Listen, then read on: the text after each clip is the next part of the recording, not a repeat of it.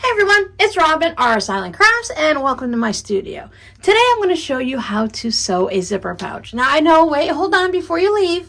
Yes, we've made a lot of zipper pouches, but I'm going to show you something a little different today. So hold on, hear me out. In a recent live stream, we were playing with a Dresden ruler and creating our own wedges, trying to replicate a pouch that I made recently. The black and yellow wedges were given to me by an amazing viewer, and I was just playing around with them to see what I can come up with, and I created a couple pouches that look like these. We had a lot of fun just playing with the wedges and the Dresden ruler. This one we created a little panel for the Dresden ruler, and this one is the one we just created our own wedges. So today I want to show you how you can turn these into zipper pouches, and the difference is there's not going to be a seam on the bottom. So on this one I took a front piece of fabric and a back piece of fabric, did the whole zipper pouch thing, sewed it all together, and this is what I have. But for this one, I took the entire panel that we created, I quilted it, and there is no seam on the bottom. You can just see where that Dresden blade is. It does have a little bit of a crease looking thing because I did hit it with a good steamy iron to make sure there was no wrinkles or anything. But once you start filling it up, it will round that out. Now the reason I want to show you how to do this is because sometimes we just have a leftover piece of fabric that's already quilted, or we only have one piece of fabric, we want to make an entire pouch out of it. Maybe you just don't like that seam on the bottom. There's a lot of situations and variations where this could come in handy. So I'm going to show you how to take this panel and turn it into a zipper pouch just like this. When I first was looking at this and we were talking about it on the live stream, I thought I was going to go like this and I was going to make a pencil case out of it. But when I was playing with the purple version, I turned it this way and I noticed that it's a great size for a pouch, and now it has a little bit of a different look to it. It's not like something everyone else is making. Once again, when we're making this zipper pouch, we want to have a zipper that's longer than the pouch. You can do it with a zipper that fits the width of the pouch or the length of the pouch exactly, but it tends to get a little awkward when we're taking it to the sewing machine. If you've been with me for a while and you've seen all my pouches and sewn them with me, you know that I like to top stitch down the lining and the outer fabric after I have the zipper all sewn in. I just take it to the sewing machine and I stitch along here, and it holds the lining down so that as you're using the zipper, sometimes linings tend to creep up, and this keeps it from just creeping up a little bit and getting stuck in our zipper. So if you have a zipper that's exactly the same width as your pouch, you can choose not to do that part. The top stitching along here is not an absolute necessity. You don't have to do it. And many times there are bag makers out there that just don't do that top stitching. So either way, I'll show you how to do it. So if you want to go ahead and do it, you can. But if it becomes a little awkward for you, you can go ahead and skip that step. So I have my fabric that I'm going to turn into a zipper pouch. It's going to be orientated this way. But I'm just going to leave it on my table like this just to make it easier to look at. I pulled out this pink zipper because I thought it would look as a nice contrast and go with the pink on the butterflies. So my zipper is a couple inches wider than the pouch, and that's going to make it easier for me, one, to sew the zipper in, and two, to do that little top stitching on it after I have the zipper sewn in.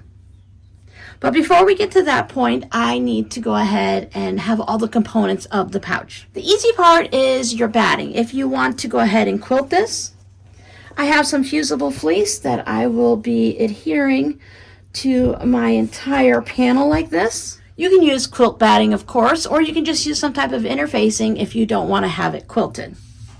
And we're also going to need a lining fabric. Our outer piece is one whole piece, but our lining fabric, we still want to have two pieces because it's going to make it easy for us to turn the pouch right side out. So we're going to do similar techniques when we're building our pouch, and we're just going to tweak it a little bit so that we don't have two separate pieces. Many of you have probably already seen this style with just the one quilted piece.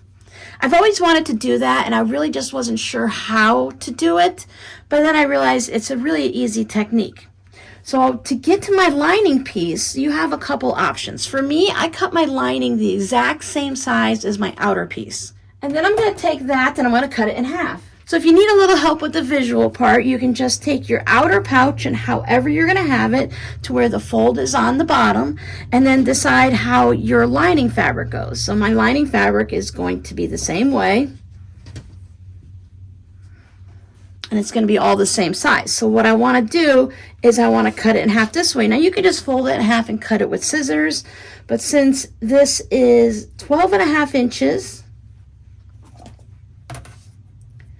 by 9.5 inches, I know it's really easy just to come to 6 1/4 and cut it in half.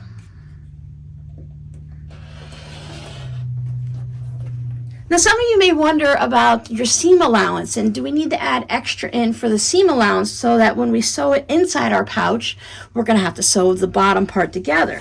But I went ahead and I skipped the seam allowance because when I make my zipper pouches, I like it to where the lining is nice and tight on the inside of the pouch. I don't like it to be baggy down at the bottom. And to do that, when I'm sewing my pouch together, instead of using a standard, say, 1/4 inch seam allowance, I bump it up a little bit to about 1/2 inch, and that takes that extra bit of fabric off that would be pooling in the bottom of the pouch. So by not taking into account for that seam allowance, this is going to automatically be shorter because I cut it to the exact size of my outer fabric. So I'm going to start off by taking this over to my iron. I have fusible fleece. It's just pretty much a thin batting with the little glue dots all over it. So I need to take it over to my iron, and I need to have it so that it's the glue side up. And I'll take my panel here and I will put it so that the wrong side is touching the glue. With fusible fleece, you want to iron it from the fabric side. You don't want to iron it from the fusible fleece side because it tends to do this weird crinkling up thing, and it's not a good thing. It doesn't make it nice and smooth and everything. It adheres much better if you go ahead and do it from this side. Now, when using fusible fleece, there is a bit of extra bulk where you put your zipper. So you can have your fusible fleece to be the exact same size as your outer panel. And I find when I'm using quilting cotton, it's usually thinner and it tends to stretch and move around a little bit, so I don't have to worry about a very bulky seam. But with the fusible fleece, it gets very thick right up here. So you have all of this extra, you can see all that extra bulk right there.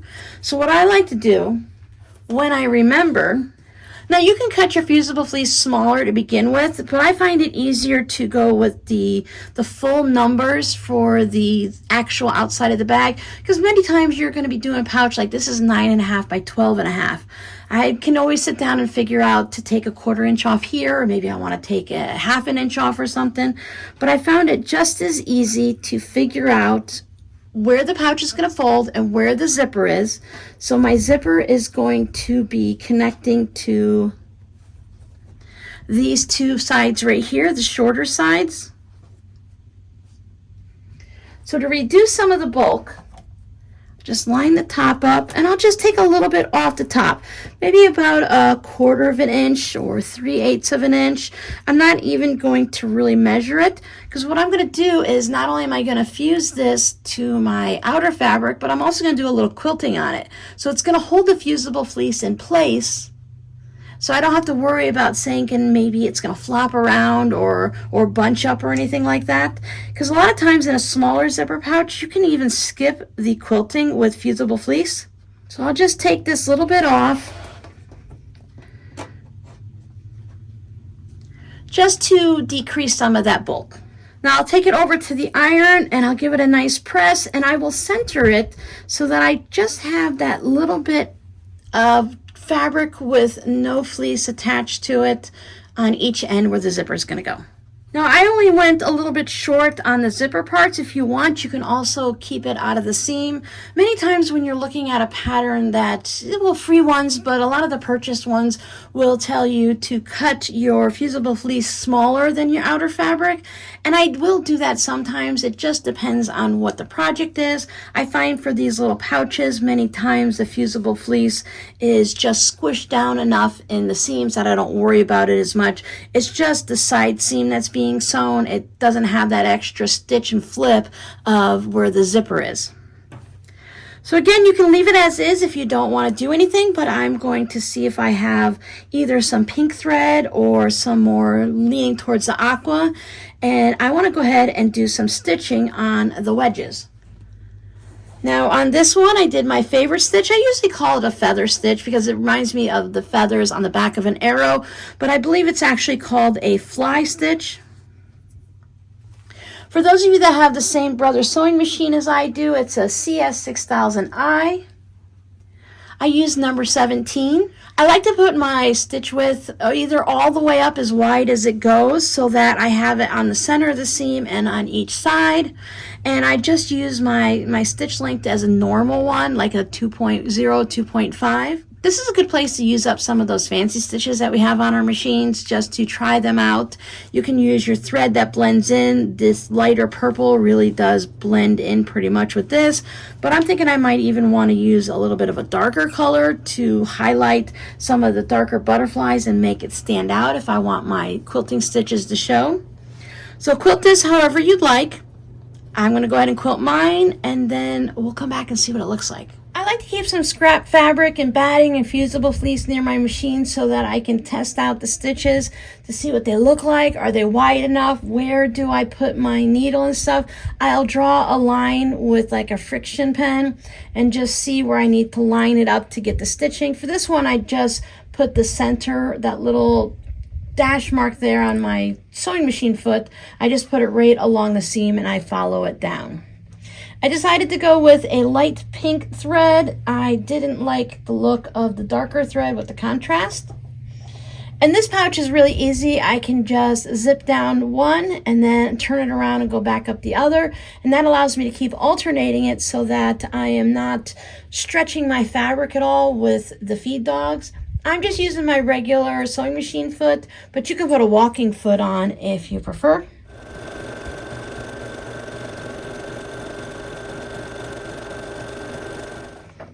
Keep in mind that if you're going to do decorative stitches like this, it's going to take longer to quilt it and it's going to use up a lot more thread. So that might be part of the consideration on whether or not you want to use it on every pouch or just something that's special.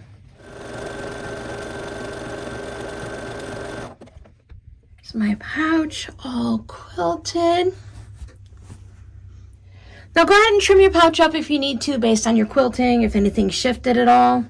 Now we're going to go ahead and clip or pin our zipper in place, and whether you put your zipper tab so it pulls from left to right or right to left, that's going to determine where you put the head of the zipper.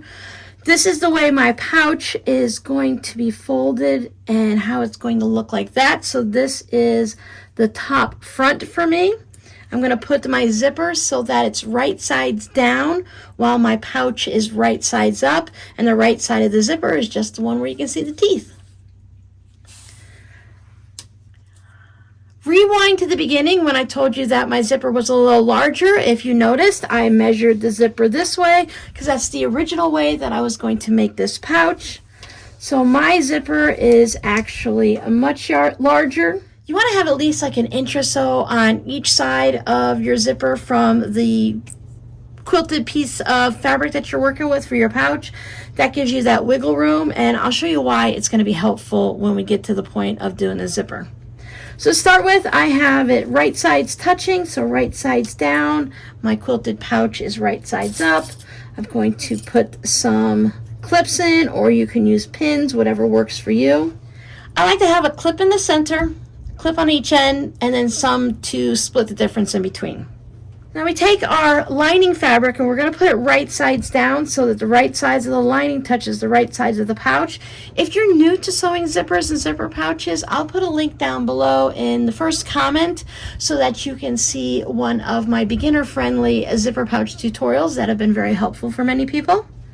So when I put my clips in now and I change them so that it holds all three pieces, I want to line it up so that the lining and the outer fabric are even here, and I want them to be even at the top. So we now have a sandwich. We have our liner, we have our zipper, and we have our outer fabric.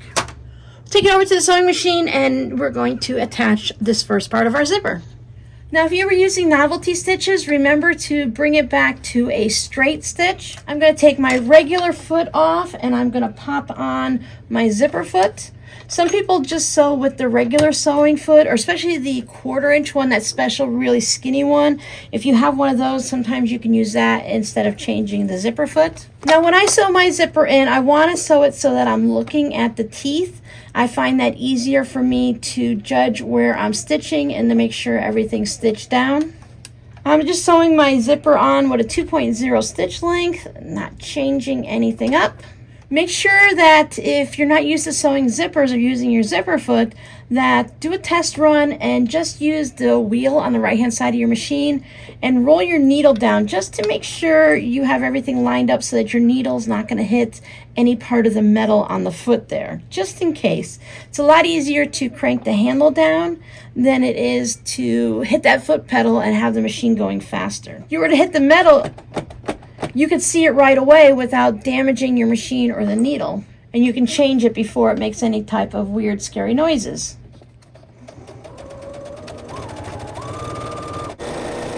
So far, everything is pretty much the same as we would with a regular zipper pouch. The only difference is we have a long piece of fabric here. So I took this over to my iron. I gave it a nice press this way to set the stitches in. Then I pulled them both over to match up as if they were the zipper pouch, and then I just gave it a nice press. So I will now take it over and I'm just going to do a top stitch right across there, about 1/8 of an inch down, just to hold all those fabrics together. You can see my top stitching. So it does look a little weird from the back because we just have a half a liner. So what we'll do now is, this is where it's going to change up just a little bit, because we just take this piece here now and we fold it up, and we want to make sure our sides are matched up nice and even, and we're going to bring it all the way up to the top of the zipper. Do that on both sides to start with, just to make sure everything's nice and even.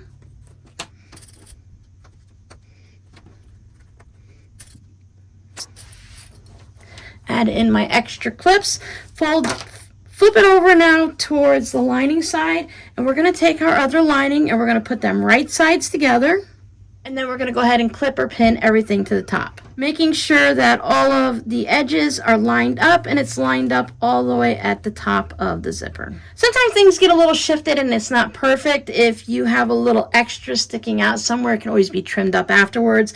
It's going to be on the inside of the pouch anyway, where you don't see it. I'll take that back over to my sewing machine, and still with the zipper foot and the 2.0 stitch length, I'll go ahead and stitch that down. And once I have that stitched down, I'll show you the difference on how we're going to top stitch on the next one. So after you sew your zipper on, you're going to have something that looks like this. So just put your arm inside, pull the zipper all the way down. Make sure you're using the zipper that has stops on both ends so you don't pull your zipper tab all the way off. So then you can open it up. Now this is the side that I've already given it a press. It was just all kind of like flopping around. So I took it over and I made sure everything laid down nice and flat, and I gave it a good steamy press with my iron. I like to take a clip or pins. Just make sure this is nice and smooth. Put a clip in there. Do the same thing here. Now with this extra bit of zipper, if we had a zipper that was the exact same size, we would have it like this. So we wouldn't be able to open it up as much. So now we would take it and put it underneath the machine and do our top stitching here. This is why I said if you don't want to do this, you can skip this part, because when you stitch it like this, if your zipper is the exact same size, you have to work around this area here. But because our zipper is longer, I can move the zipper head out of the way and I can put it underneath my machine. Now I will have this little bit extra here to pay attention to, but I'll be able to easily stitch down there. So let me show you what it looks like when you're stitching it down. To make sure my lining stays out of the way, I went ahead and put a second clip on it so that the bottom of the lining is held down out of place. I don't want to stitch that to the zipper area. So you just take your extra, just as if you were making a quilt or something, and kind of fold that up out of the way. And then we're just going to go ahead and top stitch all the way along, and I'll show you what it looks like when we get close to the end. So here we are close to the end. I'll move that clip down so it's out of the way. And I just need to hold this part of the zipper out of the way, and I need to pay attention here. Remember, we only have to worry about from the needle and maybe a 1/2 inch to 1 inch in front of it. So this stuff can be a little bit messy, but if you're able to with the length of your zipper, you can just hold everything down and maybe guide it from this point. Just take it slow so you don't have to speed through it. Keep everything extra flat if you can and out of the way, and just stitch off of it.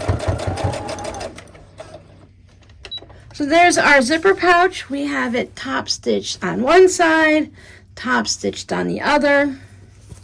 So we'll just turn it, making sure your zipper is not twisted in any weird way. And I want to have it so I'm looking at the lining side. I need to make sure that my zipper tab is in the center of my zipper. If it's over here, I'm going to cut it off. If I close it all the way up, I won't be able to turn it.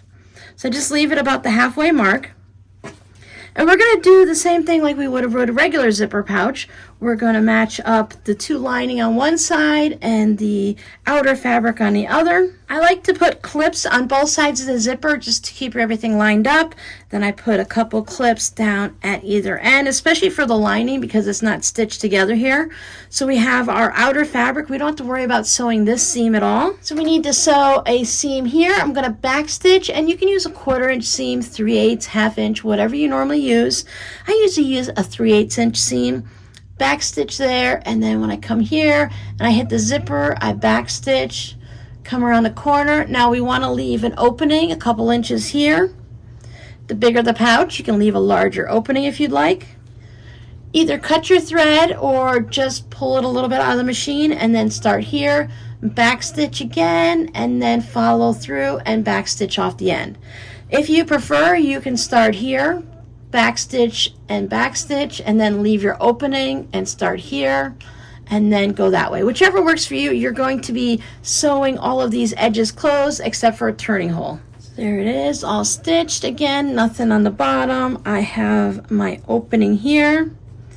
Now I like to take this over to the iron, and I go ahead and just iron all of my seams to make sure everything's sitting down nice and neat. I also take my opening here and I iron the seam allowance back. It just makes it easier for me when I go to stitch it closed. Before I flip it, I need to trim off the excess zippers. I just go right up to the side of the pouch. I don't try to trim into the seam allowance or anything like that. Just make sure you're not trimming your lining. And then if you have a little excess on your seam allowance, you can trim some of that off. Maybe you want to trim it down to 1/4 inch. And I also want to trim the bulk out of the corners of my lining. So I just take a diagonal snip. I stay away from the actual stitching line. I don't want to cut through that because otherwise we'll have a hole in the bottom of our pouch. In a regular zipper pouch, I would trim these corners. You can trim a little bit off. If you trim your seam allowance down, you may not need to trim that corner. But again, be careful you don't go and snip into that stitching line. So this one, we're really, instead of going diagonal, we're just taking it and just thinning out that seam allowance there towards the corner edge. Did you remember to put your zipper at the halfway point? Because now we have to turn it through that opening in the zipper. So my zipper opening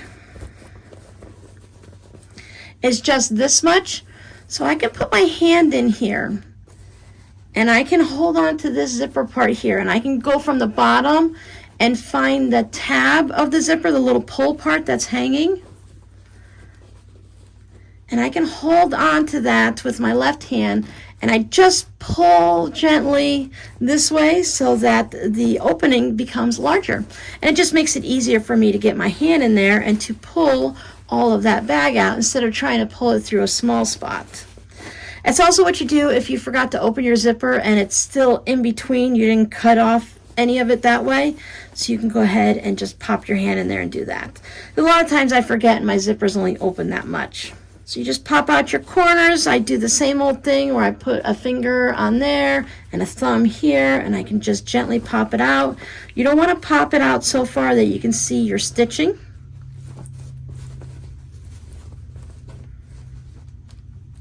Same thing at the zipper. Just be gentle about it. Now if you have a little point turner, a little poker outer, or a crochet hook, anything that's not sharp pointed, so that you can just ease out the corner without popping through the fabric or popping out the seam. Now while my lining's still on the outside, I like to take this over to the iron and just make sure everything is pulled out to the sides here. Run my crochet hook along there, make sure that seam's all pulled out. And I press it now while the lining is on the outside, I can get this nice and smooth and I won't cause wrinkles in my lining. Now I already have my seam allowance turned in and pressed, so that makes it easier here, so I can just pop this out. I like to pop the corners out even though it's going to get turned the other way around when I put it back into the bag, and that just makes it easier for me to stitch the open and close. I can see where the corners are, they're not tucked in anywhere. So then line this up, put clips or pins or something. I just take it to the sewing machine and really close to the edge, about 1/8 of an inch away, we're going to top stitch. Back stitch there, and that is going to close this whole thing up. Now some people struggle with that, or they don't like just that part sewed, and they'll go from here all the way across and sew the whole seam. Whatever works for you. Some people prefer to hand stitch it closed. You can do that too, but it's just barely stitched on there. The hole is all closed up, a little bit before, a little bit after. Before I push my lining in, I'll take it over and give it a little bit of an iron, and then you can just pop it inside your zipper pouch. I just like to put my finger into the corner to get everyone to match up and line up so it sits nice and flat in there. If you need to, you can bring the zipper up just a little bit. I'm holding the pouch and not the lining so that I can adjust this seam up a little bit. You can do the same thing here. Just be careful you don't pull this all the way up, because you have this area in here and you just don't want to pop that out. There are ways to put the zipper tabs on and stuff like that, so if you don't like the little dented in edges. So there you go, you have it. There is no seam on the bottom, one big piece of fabric that you can quilt or not, whether you skip the top stitching or not. Just having the longer zipper just makes it so much easier. So there we have 2 zipper pouches that were made. We created the scraps, but you can make them from scraps. We just have a little fun design on them, and there are no seams on the bottom. That might not seem like a big deal, but every now and then I come across a piece of fabric that either was left over from a quilt that I trimmed off along the edge that I want to turn into a zipper pouch, or it's just something that I want the design to carry on all the way over, and I don't want to have that bottom seam. So knowing to have the full outer fabric and just have the lining fabric that is cut in half so you can still have that turning point really helps a lot. So we have that lining. By cutting the fabric the same size and cutting it in half, it sits nice and flat in the bottom. So thank you so much for hanging out with me while I sewed yet another type of zipper pouch. I'll see you guys in the next video. Bye!